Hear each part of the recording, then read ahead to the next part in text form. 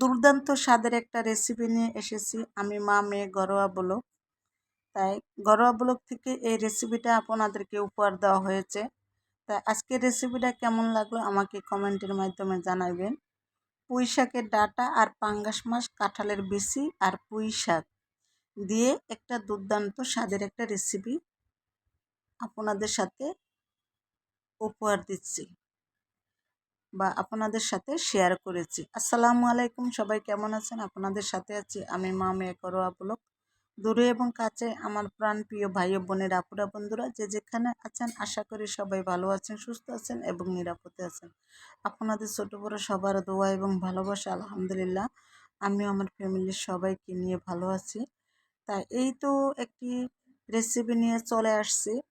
আর রেসিপিটা কেমন হলো আমাকে কমেন্টের মাধ্যমে জানিয়ে দিবেন। আর বন্ধুরা, কেউ কমেন্ট করতে ভুলে যাবেন না, লাইক কমেন্ট শেয়ার করতে কেউ ভুলে যাবেন না। আমার ভিডিওটা যদি আপনারা শেয়ার করে দেন সবার কাছে পৌঁছে যাবে।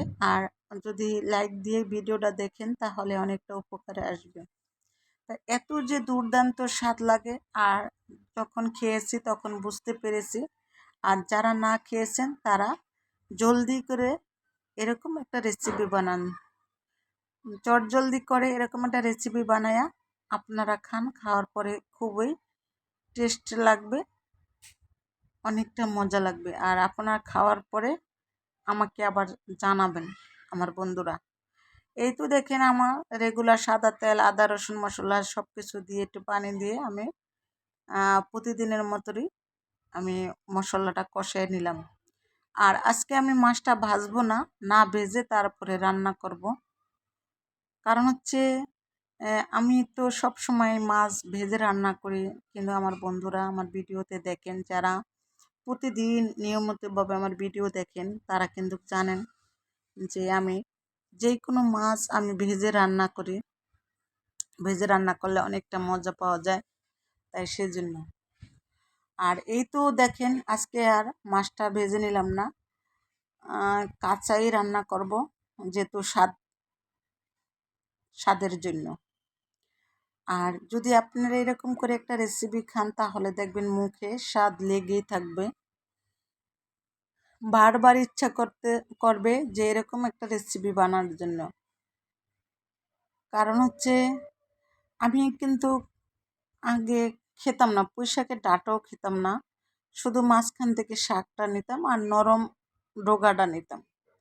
আর এখন কিন্তু তা করি না, যে পুঁই শাক যদি আনার পরে এইভাবে করে ঢালগুলা কেটে আলাদা করে নেই আর শাকগুলো আলাদা করে নেই। আর আমি মাছটা একটু ভালো করে কষায় নেব, কারণ হচ্ছে যেহেতু আমি ভাজবো না মাছ, তাই সেজন্য আমি ভালো করে একটু কষায় নিলাম। আর মাছ যত ভালো করে কষাইবেন তত খেতে মজা পাবেন, আর যত বেশি ধুইবেন তারপরে কিন্তু খেতে মজা পাবেন। আর এখন আমি পুঁই শাকের ডাঁটাগুলো দিয়ে দিলাম। আর শাকের সাথে কেউ ডাঁটা দিবেন না, কারণ হচ্ছে কি জানেন, একসাথে শাকে আর ডাঁটায় যদি দেন তাহলে কি হয় জানেন, পাতাগুলা মজে যায় আর ডাঁটাগুলা তেমন একটা সিদ্ধ হয় না। তাই সেজন্য আমি আগেই ডাঁটাগুলা সিদ্ধ করে নিলাম। ঢাল দিয়ে রান্না করেন, মাছ দিয়ে রান্না করেন, যাই করেন, কিন্তু ডাঁটাগুলা পরে দিবেন। আর ডাঁটাগুলো আগে দিবেন, শাকগুলা পরে দিবেন। মানে মোবাইল ভিডিও দেখতে দেখতে অন্যদিকে ধ্যান গেছে গা, তারপরে সেজন্য কিন্তু উল্টাপাল্টা কথা বলে ফেলেছিলাম, তার জন্য সরি। আর এই তো এখন আমি কাঁঠালের বিচিগুলা দিয়ে দিলাম। কারণ হচ্ছে ডাঁটার সাথে একসাথে যদি কাঁঠালের বিচিগুলা দিই তাহলে গলে যাবে, তার জন্য ভাবলাম যে একটু পরে শাকের সাথে দিই। এখন আমি শাকগুলা দিয়ে দিলাম। শাকগুলা দিয়ে দেখেন অনবরত নেড়ে চেড়ে দিচ্ছি, কারণ হচ্ছে মনে হইতেছে অনেক শাক, কিন্তু আসলে অনেক শাক না, মজে একটু হয়ে যাবে।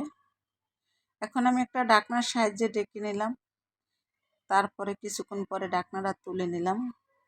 এখন দেখলাম যে কীরকম হয়েছে, দেখলাম যে শাকগুলা মজে বা মিলে যেটাই বলেন, যে একটু হয়ে গেছে। এখন আমি অনবরত নেড়ে চেড়ে দিচ্ছি। আর যত সুন্দর করে অনন্তবরে নেড়ে চেড়ে দিব ততই মজা হবে। আর অনন্তবরে নেড়ে চেড়ে তারপরে আমি একটু পানি এড করে দিচ্ছি। পানি আমার যতটুকু প্রয়োজন অতটুকুই দিব। কারণ হচ্ছে ডাঁটা, কাঁঠালের বিচি এগুলো তো সব সিদ্ধ হতে হবে, আর সিদ্ধ না হলে তার মজা হবে না। আর এই যে দেখেন কালারটা মনে হইতেছে কেমন সাদা সাদা, আসলে সাদা না, কালারটা অনেক সুন্দর দেখেন মাসালায় দিলে। আর কাঁঠালের বিচির তরকারি রান্না করলে কিন্তু তরকারির ঝোলটা টেনে নিব, একটু ঝোল ঝোল রাখবেন, তারপরে দেখবেন যে কাঁঠালের বিচি ঝোলটা টেনে নেয়। আর এই তো দেখেন কম বেশি আমার রান্নাটা এক পর্যায়ে হয়েই গেছে। আর আমার রান্নাগুলা আমার রেসিপিগুলা কিন্তু ব্যাচেলার জন্য, ব্যাচেলার একদম সহজভাবে আমি রেসিপিগুলা করি, ব্যাচেলার যে সুবিধা হয় রান্না করতে। আর যারা আমার মতো রাঁধুনি তাদের তো দরকার নাই, তারা দেখে শুধু কমেন্ট করে যাবেন যে হ্যাঁ ভালো হচ্ছে বা কেমন হয়েছে, এগুলোটা কমেন্ট করে যাবেন। তো সবাই ভালো থাকবেন, সুস্থ থাকবেন। আল্লাহ হাফেজ, আসসালামু আলাইকুম।